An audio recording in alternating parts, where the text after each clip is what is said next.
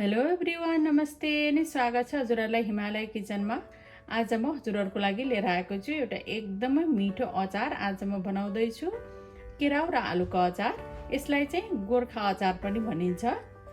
र यसको लागि मैले यहाँ प्यानमा एक ठुलो चम्चा तोरीको तेल तताउन राखेको छु। यो अचार चाहिँ तोरीको तेलमा नै एकदमै मिठो हुन्छ। र यदि तोरीको तेल मन पर्दैन अथवा के कारणले गर्दा खानुहुन्न भने हजुरहरूले अरू तेलहरू पनि राख्न सक्नुहुन्छ। र तेल एकदमै तातेपछि मैले यसमा पुरा आधा सानो चम्चा मेथी र मेथी यतिको पछि मैले यसमा फुराएँ 2टा हरियो खुर्सानी र 3वटा जति लसुनको पोचीलाई यसरी राखेँ। र यसमा राखेँ मैले आधा सानो चम्चा बेसार, आधा सानो चम्चा रातो खुर्सानीको धुलो। हजुरहरूले पिरो कतिको खानुहुन्छ त्यही अनुसार राख्न सक्नुहुन्छ। र यति बेला मैले राखेँ 1.5 कप जति पहेँलो केराउ। मैले चाहिँ यसलाई 9-10 घन्टा जस्तो भिजाएर अनि 5 मिनट यसलाई बोइल गरेर लिएको छु। हजुरहरूलाई काँचै राख्न मनपर्छ भने भिजाएर बोइल नगरी पनि यसलाई राख्न सक्नुहुन्छ। मैले राखेँ केराउलाई। अब एउटा मिडियम साइजको आलु मैले बोइल गरेर यसरी पिस पारेर दिएको छु, त्यसलाई राखेँ। नुन राखेँ मैले आफ्नो स्वाद अनुसार। अब यसलाई यसरी चलाउँदै केही बेर पकाउनु पर्छ।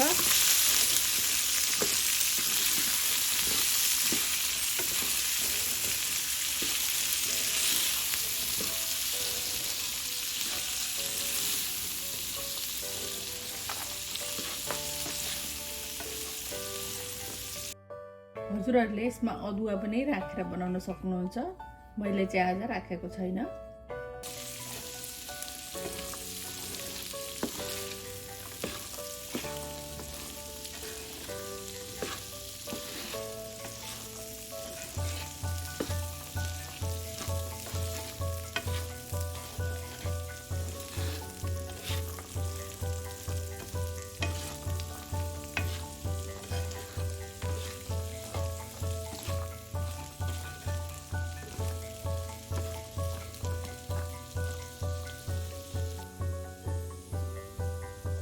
सात 8 मिनट जति यसलाई भुट्दै पकाएँ मैले।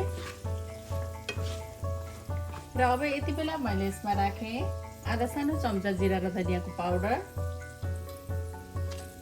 मिक्स गरिदिउँ।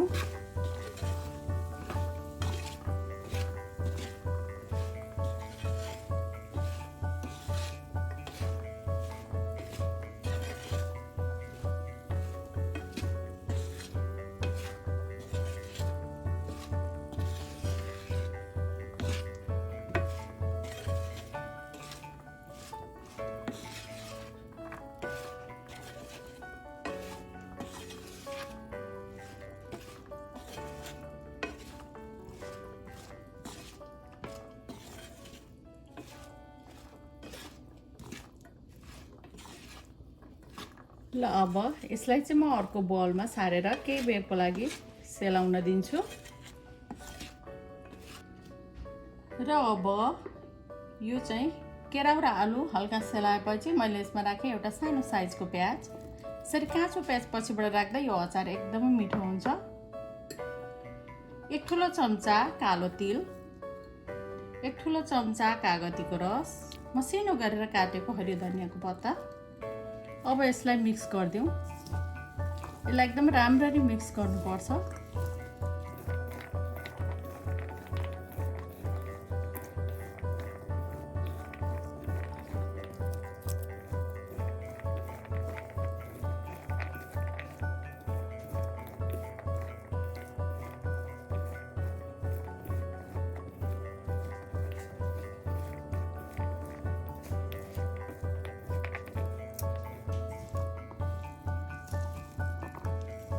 र एकदमै मिठो केराउ आलुको अचार चाहिँ अब बनेर तयार भएको छ खानको लागि।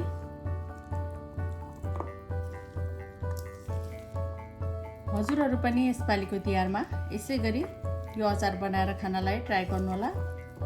एकदम मिठो हुन्छ। हस्त यो मिठो केराउ आलुको अचारको रेसिपी हजुरहरूलाई राम्रो लाग्यो भने हाम्रो भिडियोलाई लाइक कमेन्ट सेयर गरिदिनु होला। यस्तै रेसिपीहरूको लागि हाम्रो च्यानललाई सब्स्क्राइब पनि गरिदिनु होला। सब्स्क्राइब गरिसकेपछि नजिकै रहेको नोटिफिकेसन बेललाई पनि अवश्य पनि क्लिक गरिदिनु होला। फेरि पनि यस्तै अर्को मिठो परिकारको रेसिपी लिएर आउने नै छु। हाम्रो भिडियो हेरिदिनु भएकोमा हजुरहरूलाई धेरै धेरै धन्यवाद।